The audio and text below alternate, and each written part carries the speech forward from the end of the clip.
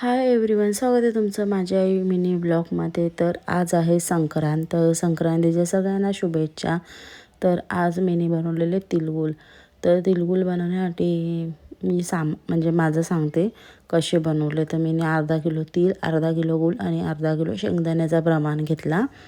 आणि मग त्याच्यात तीळ वगैरे आपले भाजले, शेंगदाणे भाजले, त्याच्यानंतर कूट केला. या इथं अंशूचा बघा कॉफी बनवत होता तो.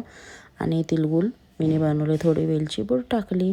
तीळसुद्धा भाजून घ्यायचे आणि शेंगदाणे भाजून घ्यायचे. शेंगदाण्याचे सालं काढून बारीक करायची आणि गूळ वितळून थोडासा गुळात तूप टाकायचा आणि हे सगळं सारण मिक्स करायचा. पूर्ण मिक्स झाला का याचे मस्त आपले तिळगुळ वालायचे. एकदम मस्त होतात पटापटा आणि एकदम सॉफ्ट होतात. थोडेसे क्रंची होतात आणि एकदम सॉफ्ट, कडक वगैरे एकदम होतं नाही.